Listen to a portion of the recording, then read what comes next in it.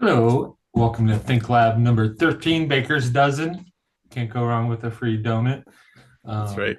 I'm Dave Rojo with Think Minnesota Realty. Dominic Sisley with Think Minnesota Realty. Mike Stanton is under the weather, so he cannot play injured apparently. So it's just us, which is kind That's of right. fitting because it is free agency day to day for football. So I popped on really quick to see if anything happened, and Any new news? I didn't see anything. No. Yeah. So No. prediction: Sam Darnold will go to where? Let's go to your Seahawks. Oh They need a God, QB no. now. All right. Yeah, Where do you think Darnold goes? I think he'll stay here. Yeah, I don't know. It's hard to turn down that much money, though, right? that's true. So, anyways, but welcome. So, how was your week in real estate? It's good. Yeah, we've been busy cranking along. I got in the last week or so, I got 3 properties under contract, so that's been a big win. Picked up a new listing over the weekend, so things are starting to heat up here in the northern part of the state. We, um, it's been kind of really odd. We had a closing Friday within the brokerage, and then I have one today, Wednesday, Friday. So, yeah, it's kind of Nice. like sit, wait, and then boom, boom, boom. And hopefully the one on Wednesday will go through. This has been one of the harder ones where we had an issue that was on the other side of the table that we can't control. My buyers are ready to go. They're cash buyers and sitting. I feel like they're like a kid when I was young at Woolworths with a dollar bill sitting in my pocket, burning up, ready to spend it. They would Right, like to right. have their home, but we're about a week or 10 days past when they should have been in there, but we'll Yeah. see. Well, So, hopefully that one gets done. yeah, no kidding. Well, they deserve their home, and I would be happy to get them in. So, but Yeah, good. anyway, so you and I had spoke beforehand and kind of wanted to touch base with like business. How should agents be running their business? Do you want to kind of fill the viewers in on where we were at, and Yeah. you can go from there. So, I mean, one of the things I think is, to keep in mind as an agent or as a broker, is agents are coming to real estate from different walks of life, different career, previous experiences. This might be the first thing they've ever done. But I think with that, not every agent is aware of kind of the business end of outside of marketing yourself and getting deals done on the real estate front. How do you treat this as a business and keep yourself kind of protected when it comes time for taxes? Saving for retirement. Maybe you've got kids. Building that nest egg. And so we were thinking chat a little bit about that and just offer any advice to other agents that might be watching or kind of maybe new into this, how to think about that commission check comes in, that's great, you have fun, but what are those, how should you think about divvying that up to preserve yourself for the rest of the month, the quarter, the year, because depending on where your pipeline is, you may have big spikes in your seasonality of your business, you may have lulls, you may have different times where you need to dip into that savings account. So thought it'd be a good subject to broach. And I think you've got a lot of experience with this, as the managing broker as well. So your input here will be key. I think you know how an agent, it's really hard when new agents come in, right? All they've been doing is writing checks, and as a seasoned agent, you feel like all you do is you write checks. So just this month we have our quarterly dues for our MLS that are coming up. Our CE credits are coming up, so we're writing checks right now. We just got out of December and January where all our annual things were done, and we were writing checks, and so it gets hard, and what you want to do is you want to get your commission check, and you kind of want to go and either get caught up or go on spring break or Right. but it is hard. I've always kind of thought about every time I get money, I try to put a little bit aside for taxes, a little bit aside for marketing and reinvesting in my business, I try to put a little bit aside in some type of an account. Every closing that I have, I move money into my savings account. Hmm. And it is based upon the closing, right? So incoming money, I then take a percent of that. It's a fixed dollar amount, no matter if it's a high end, low end, medium end. Um, I take the same amount per closing, put in my savings. That is what I use kind of for my tax fund. It is Yep. not strict a third percent by any means, but it's just kind of a nest egg, a rainy day. I also try to reinvest it into a little bit. There are brackets that say, a third should go to taxes and then, 15 Hmm. reinvesting. You can find those and it's kind of up to you. I just really try to plan ahead because for doing this as long as I have, I wasn't doing that and I was always chasing. I was always Hmm. chasing the IRS. I was chasing the state. I was chasing the quarterly dues. I was having to use a credit card for um, some type of marketing, whether it was with a photographer or something. And now I'm pretty much, it took a while, it took a lot of discipline. It took a lot of, I have a really good friend. He's always reaching out. Let's go to Paris. Let's go to Rome. Let's go to Europe. And I'm like, I can't. It takes a lot of discipline, but maybe it's just my old age or whatever that I've got sick of chasing and now I'm planning. Yeah. It's a little calmer. Yeah, and I think maybe take a second to pause here and say this is not financial advice, but this is just our account of how we manage our respective businesses. But um, one of the things I do, similar to what you do, is kind of set aside a certain dollar amount or maybe a percentage. But for me, when I get my commission check after a closing, it hits my business account first, my business checking or savings. And from there, I'll peel out whatever I want or need to from a personal standpoint to pay the mortgage, the car bill, the utilities, whatever. But I try to leave enough in the business account to cover any of my business expenses so that there is enough for the MLS fee that quarter. That there is a little bit being saved for taxes because, we're in that time of year where, you're probably getting your taxes ready if they're not done already and you kind of know if you owe or if you're going to get anything back. So to have those little safety nets built in so that you don't feel like you're scrambling when those bills arrive, I think it's just a good way to start to get yourself grounded. I also spend a decent amount of time, maybe not weekly, but at least monthly, looking at my pipeline and what do I have coming in, what deals are on the table, what leads should I be kind of active, making sure that we're engaged, so that we start to even out that spikiness of the business. I haven't perfected that. I'm still working on it. Admittedly, it's one of those things that the winter has been traditionally really slow for me, and I'm trying to figure out ways to make sure I smooth out that curve a little bit. But I think this planning during the heightened season of real estate will kind of help you out in those winter months and those cold months when things get a little bit slower just by nature. Yeah, years ago, I really try to shift my focus in the late summer, early fall to land deals because it was such a great time. Hmm. Because the house deals kind of slowed down because people were in school or whatever, and just the volume. But fall is such a great time to do land deals. It's pleasant. You have hunters out. It's typically drier. Um, Yeah, it's beautiful. The foliage is like spectacular. And it's easier to see a property. And so yeah, I 100%. used a lot of those land deals as kind of that bridge gap, right? And did it that way. So one of the things that I also do is I'm in an LLC, and I actually have multiple kind of businesses like that.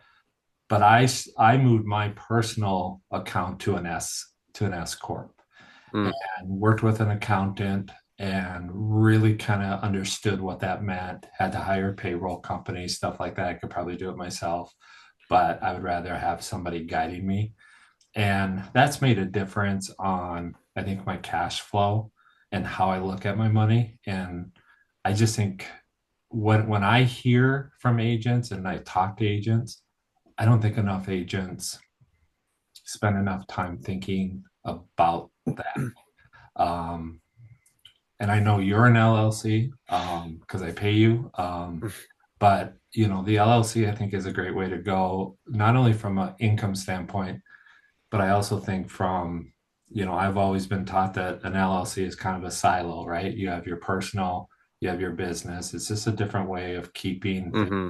different. Yeah, it makes it a little bit clunkier to pay yourself or whatever. But yeah, so I'm on payroll now, and so every 2 weeks I write myself a check, and it's kind of funny. I have to go into QuickBooks, write Yeah. out a check, print it, sign it, deposit it, and it seems to help with everything. And that's where my accountant really came in. It's that payroll is not a lot. It doesn't cover. I mean, it wouldn't be enough to cover the mortgage. I mean, it's well short of that. Yeah. It's enough to help with things and to kind of, like I said, reevaluate. And then the plan this year is actually do a retirement account. Mm. I haven't had one of those in a while, and so my plan is to do that. And if you know of anyone out there, any listeners, we would love to have a guest on later this month or in April about how sole proprietors 1099, how we should be looking at our money. So Yeah, because I'm again not financial advice, but things like if you have a an IRA, I mean, you can make contributions to those even now and attribute that to your fiscal year last year, and then you might get some tax benefit based off that. I was talking to my accountant when we were doing our taxes, and we were kind of the timing. It was funny. We happened to be looking at maybe getting a new car. He said, well, if you can do it, do it at the like in December, and we can use that depreciation toward your taxes, and there could be another value there. So you realize that depreciation value without incurring the expense of the car yet. So things like that, where you can get a little bit creative with ways to to help your tax situation when it comes down to it. So I think there's really value in having someone like that kind of that you have a trusted partner kind of looking out for your business end of things as well. So just other things to take advantage of that can help you come tax season. we listened to the same podcast, and she was talking about like an exit strategy, right? About how businesses can sell. And she was giving an analogy of a couple things. And I have one that was funny because she talked about her accountant. So I used to have a different accountant. Um, and I got a letter maybe November, December, and which was really late. I mean, short notice because if I was still using them to all of a sudden get a letter in the mail, 30 days before you have to do your tax, Right. that they're no longer going to be in it. And the letter just laid out, hey, life events have happened. We're small business, we're hanging it up. And by the way, this is somebody we would recommend. So the letter was more about the transition to this new accountant. And geographically, it moved 15, 20 miles to this new person, had a picture of this individual. And it was one of those transition letters that I sometimes get that I would not wish anyone that I knew would ever do. First of all, I'm assuming that this accountant, this transition accountant paid them to buy into their business, or somehow for them to say, hey, we're hanging it up, go use this person. So I have to assume that somehow there was some type of monetary transition there. The letter was so poorly printed. It was Mm. such low quality paper. Do you remember like fax paper? How it was kind of that slick and kind of smeared? Yeah. That's what Yeah. this was printed on. Like it was something very similar. It felt like the receipt at Target that if you put it in the line, Oh yeah. it'll all like go away. Um, the picture was really fuzzy of the individual. There was not a lot about what his business could provide. I thought it was an opportunity to say, I do this, and here's some different things that I do. Here's some different benefits that I have. Here's some different platforms that I use, or I specialize in business or family or whatever. And I thought they kind of missed a golden opportunity there. Um, I wasn't going to use them anyways, but I thought whoever that accountant was that paid for um, that letter, I would like to know what percent he got of people that were at company A and went to B. And I bet you it was really low. Yeah. Yeah, that's a shame to, I mean, it's kind of a testament to how your marketing can help, create a perception of your business, whether it's true or not. But like, they might have come off as they're cheap or they're not detail oriented or whatever. And they probably lost a decent amount of clients just by kind of failing at that little simple letter. Yeah, and what was funny was in the letter that kind of went from one party, the original accountants, and the narrative kind of switched to the newer person or his company. It never really said, I look forward to welcoming you, schedule a 15-minute call. Love, we can do a Zoom, we can do a call, we can do it in person. I would like to get to know you better. How can I serve you? How can I? It was just, it seemed it seemed so impersonal that you might as well just walk into one of those places in the mall, Yeah. and make it easy for yourself. So I thought that was really fascinating. And the podcast we listened to, she talked about that. She talked about how she likes when a company does a transition that somebody stays on and say, okay, Dominic, I've used you and now you're selling to Bob, but I'm going to be here for the next year, 2 years, whatever. You see it a lot in the restaurant business where if you're doing, local flavors or styles where the owner, the chef, whatever, will stay on for 6 months because the Yep. transition to making sure that the certain walleye or whatever is the same because you want to keep those clients. And I thought it was a really poorly exit strategy. And so, with that said, the question is, how as we as agents do we have exit strategies, right? Like, Yep. you know, is our book of business worth anything, and how do we get that? That's a conversation I have a lot, with my business partner, and he and I talk about that a lot. How do you value our business? Yeah. I know valuing a real estate business can be tough. For sure. And I think, a lot of that has to do with, your ability to stay in contact with past clients, their likeliness to refer you to other folks, the consistency in which you're closing deals. I'm sure there's a lot of factors, but yeah, I mean, I came from before real estate, I was in the kind of the tech startup world and went through a number of mergers and acquisitions and saw, you know, times when it went really well and times when it went really bad with the handoff with the new teams and the integration of teams. And so, yeah, there's definitely something to be said there where, if an agent is looking at an exit strategy or, the partners that even they use around them that kind of support that agent and how that can affect the end consumer. Curious from your perspective too, like how you look at your business, because I look at things through kind of an ROI lens. So like certain, a lot of marketing expenses or different MLS subscriptions that we use, what type of value is that returning to me, in terms of my business. And I've gone through different phases where I've used XYZ platforms and now I've switched to now I use a different platform to kind of replace that, or it's better, it's driving better value. How do you look at that for your business, and do you go through those kind of cyclical evaluations of investments you're making and whether it's getting a return that you want? All the time. Yeah. We how I often look at my day, I break my day into kind of three sections, right? How do I make money? How do I save money? And what can I do to get new money? And um, so I'm always doing it, and it's really hard. It's really hard to understand because for us, it's a closing, right? The success of the end goal to get any type of return on your income is you have to have a closing because that's how we get Hmm. paid for sales.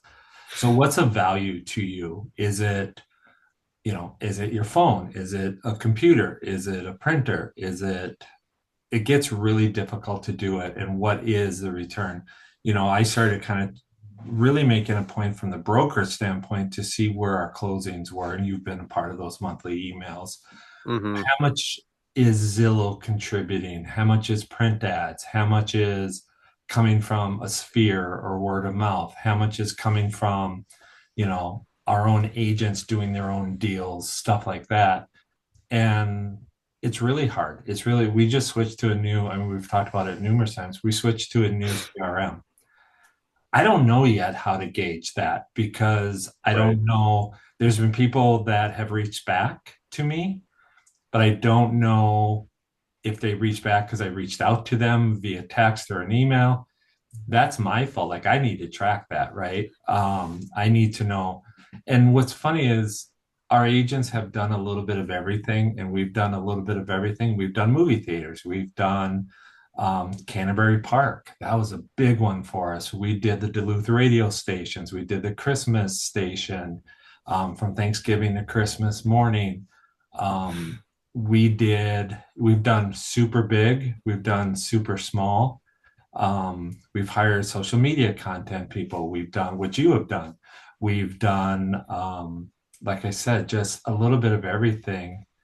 And what's funny is that print ad that we did as a brokerage actually got a lot of traction. And you've had Funny. luck doing a print ad. Hmm. We have an agent that does very well with postcards.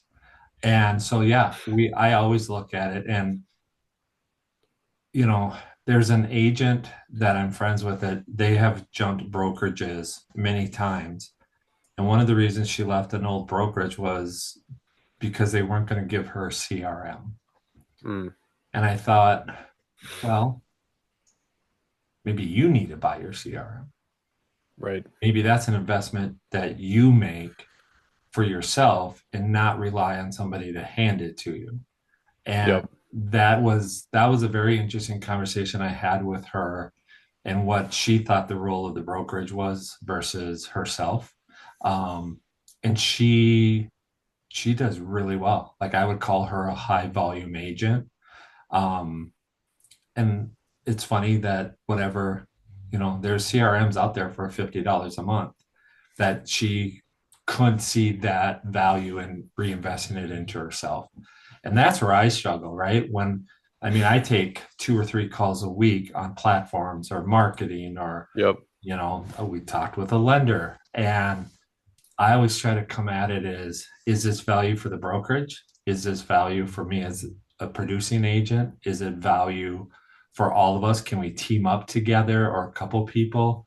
Um, I'm always looking at that return. It's so easy. If I literally think if you answered every phone call you got from a salesperson as a realtor, you could spend kind Yeah. of unlimited in a week. Yeah. It is kind of amazing the amount of inbound you get as a realtor for all different sorts of products and services and whatnot. But yeah, I think it's you gotta stay on it. I think one of the things too that helps me wrap my head around evaluating my own business as an agent is thinking of it as a small business. I'm not like I am part of the brokerage, but I don't look to the brokerage to necessarily manage my own day to day, and I know most agents don't, but it's I think it can be easy to kind of get away from having that real kind of like eyes on your inflows and outflows kind of on a regular basis, where you get caught up in the day to day of the job, and it distracts you from the fact that you are running a business and you've got all these expenses, even ones that add up that you might not think about all the time, even just driving the miles, the gas you put in your car, like you said, your cell phone bill, just all those things that are part of getting up, going out, doing your job, and understanding what for me, trying to get away. I would like to work more listings and less buyers. It's just less time out of the house for me. I get more time at home with the kids and the family, and there's benefit there that's not monetary, but it's things that from a lifestyle perspective that I'm aiming towards. But yeah, it's fun for me. I like that side of things too, just thinking about my business and evaluating it. Yeah, it's funny because the oddest calls is when you can tell the person's probably been hung up on, 300 times in that day Yeah, because they come out of the gate just firing and you can't even, you don't even understand one word that they've said. And it yeah, just kind of sounds like verbal diarrhea. It's just like, blah. And this guy came out of the gate flying. I only heard of the company, right? That was really all I heard. And I was like, wow, you got to slow down. so I gave him, he said it. And he said, "Would you be interested in talking to so and so?" And I was like, "Well, I don't even know who that person is, but obviously that person's really busy because he hired somebody to make his calls for him." And so I was like, "Sure," because I've heard of this company. I've looked at this company in the past. So then I said, "Yeah, we set a date." So then I get in my little email, I get my little Google Calendar, and it's for a woman. I'm like, "Well, this isn't the person that the person called about said that I wanted to meet." So I wanted to know about this company. So I took the meeting, went well. It's not for us, whatever. So at the very end, when I say, we're not going to do anything right now, we'll maybe look at it, late summer or fall. Her attention kind of dropped. Mm. And I said, "Can I just give you a comment?" The person who called was like, talked way too fast, talked about this person, and they're like, "Oh, that's the owner of the company." I was like, "Okay." I said, "I'm surprised because he asked me to meet with him, but then I get you."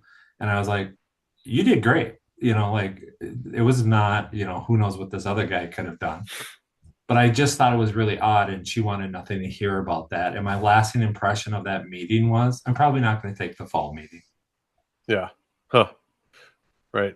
And it goes back to the letter to the accountant, right? It's that odd transition that if I would have gone back to this other accountant, I probably wouldn't have because it was such an odd transition. I threw the note away. So I don't even know who this new guy is. And maybe there's something on their website if they have a website or something that I can figure out who this new guy is. So, So lesson there. First impressions matter, right? That's what people are going to take away. it's funny because they tell us we have to cold call. We have to call people. I don't like getting them, which is Mm-hmm. probably why I suck at cold calling, right? Mm-hmm. Mm-hmm. Hey, you got your name off of something. You're interested in selling your house? Who the blank are you? Right. Like, why would I have this conversation? I always just say, hey, if you want to talk to a realtor, just go to Starbucks. You'll probably run into four. Yep. And, and I think also too, talking about transition, there's a great study out that said that 80% of people would recommend their agent that helped them with their sell or buy, but only 20% hire the same one. And the reason being is most people can't remember who the realtor was. Yeah. I know. I always find that statistic to be really telling and kind of scary, to be honest. We've been on the other end of that where, I'm sure you've worked with someone that had another agent in the past, maybe that they even really liked, but because you happen to be there in that moment for whatever their need is now, they worked with you. Um, so I think it's a critical part of our business is staying in touch with our clients and making sure that they do remember us. Well, from a business standpoint, I know somebody that they make their calling based on people that have been in their house 2 years, and they look on the MLS and run a report and say who, I'm going to target market, whatever. Let's do Mike, Woodbury area, whatever. Yep. I'm going to target every house that sold, from the first quarter of 2023. And because they've been there 2 years now, might be the time. And the success that this person has is astonishing because they sign with him to list their house and they're not using the agent that helped them buy their house. Right. It's been Right. 2 years, right? So I think that's a real eye opener, I think, to this business. Absolutely. So how do you create that sticky relationship? Like I mean, you can't force it, but like what brings someone back to an agent if that statistic is true? What brings people back to working with the same agent that they've liked and had success with? I think it's trying to be of value, right? I think it's trying to be of value, reaching back and say, if you have a buyer, because that was the example, do you reach back to them in 30 days and ask them, how are things going? Do you need an electrician? Do you need a plumber? Do you need Mm-hmm. whatever? That's one way. I have like master plan. I don't know if that's the right term, but I have a big idea for the brokerage that I don't want to talk about here, but it would, I think, bridge that gap. right? It would take the brokerage and all the agents working together to come up and fine tune it. But I think there's a play there to be had. And I think we all care. I mean, we all get great reviews, we all get great testimonials. And I think if we can continue that after we get paid, I think there's a niche there. Um, I spend 2 years ago, 2023, we made a we made a point of trying to go after past clients Mm-hmm. and try to just reignite them, right? They've seen our success. It was warmer. It was a little bit easier to do. Um, and that's kind of a harsh statement, right? Because it sounds like it's just transactional. Right. But a lot of my business is we got hired because it is transitional, right? I don't need to go to their birthday party. I don't need to go. Right. It's kind of like what we talked about. I don't follow a lot of people on Facebook. Yep. I don't care to know their opinion on if they are Packer fans or Viking fans, if they post something on mine, Seahawks, then it's game on, fair game. But I don't, I don't usually go for that. And the same thing too is I don't, I don't go into that realm with my car person. I don't go with my lender. Right. I don't go with my, whatever. Maybe that's just me. And No, I'm generally similar. It's funny though. I remember as a new agent when I came in, you get so involved with these people, especially when you're in the heat of a deal and everything's kind of happening in real time. And there's just a lot of communication. You're meeting their kids and their spouses and friends, family, and like you feel like you're kind of a part of this, intimate group for a little bit. And then you go to closing, and then it's kind of like, see you later. For all intents and purposes, I was surprised at how kind of anticlimactic it felt in that way. mhm, But I like that idea of continuing to provide value beyond the transaction. It's like I'm here to provide you a service. We don't have to be best friends, but you've worked with me. You can see the value, and uh, and I think that I think that's um, I like treating it that way in terms of not. I don't want to I don't want to overstep my boundaries and enter in a personal realm that maybe you don't want me, but I want you to know that I'm here and that I can still provide value to you. I think when you watch a lot of agents and you hear the ones that do really good with that are the ones that do events after the fact. Mm, I know agents that have offered to do an open house, for the friends and family, like buyer buys the house and they go, well, you know what? I'm going to come over and, why don't you invite housewarming party, whatever, and invite, 12, 15 people, whatever, and, supply the food, whatever, grill, um, stuff to put on the grill, whatever. And you have something like that. Um, People have pretty good luck with that. As much as I hate cold calling, I would be really, I don't know how that talk would go. Hey, Dominic, thanks for letting me, help you with the buy of their house. Why don't you throw a party and I'll come over? It's just like it's that right. self-inviting thing that I don't do well with. So that's part of it. And I know a lot of people do really well with kind of that thank you event, right? They Mm, hire a movie theater and come and watch the movie. Popcorn, beverages, everything's free. They do pie giveaways. They do different things like that. I think there's a lot of merit to reaching back, but it has to be I don't think it can be a pitch. I don't think it can be, hey, I want to thank everyone for coming to the premiere of Aladdin, blah, blah, blah, blah, blah. And if you know of anyone looking to buy or sell, it should just be, hey, I'm glad you guys came, enjoy the movie. Like, let's go. And yep. Yep. I think it's your style too, right? There's just so many different ways out there. But yeah, I think you have to know your return on investment. Yeah, absolutely. And I think it's easier than doing it per hour because hours would scare the tar out of people if you realize Yeah. as you work with No, yeah, yeah. There's that what you've heard. I'm sure the chatter about maybe real estate agents like the being charging by the hour instead of by transaction or commission fee. And I think that could get pretty ugly pretty quickly. yeah, I think you'd be working into accountant Yeah, realm. I'm yeah, sorry, attorney realm. right? Oh, sure. Yeah. Because what are you going to do? Are you going to charge them for every purchase agreement? Are you going to charge them, are you on the clock for driving? Like, if I have Yeah. to go show a house in Maple Grove and I'm in Wayzata, okay, am I on the clock driving? Hmm. I don't know. And then if you're really serving them in their best interest, I, yeah, I would have a hard time with that. I've never done a retainer fee. Have you? No, I have not. No. So, yeah, I just think there's a ton of different ways to do it. So, um, this will be a topic we'll come back to, but kind of big news in the real estate industry. Um, Redfin was bought today for 1.7 1.75, I think, billion. billion, and they were bought by, I'm just completely drawing a blank, went right out the window. Rocket Mortgage Thank companies. you. They're Rocket yeah. Mortgage out of Cleveland, Ohio. So we're going to talk about this at another podcast. Next week, we have lenders coming on. But the whole trickle down, what did you call it? You had a great word for it earlier. Start with an M. I'm forgetting now.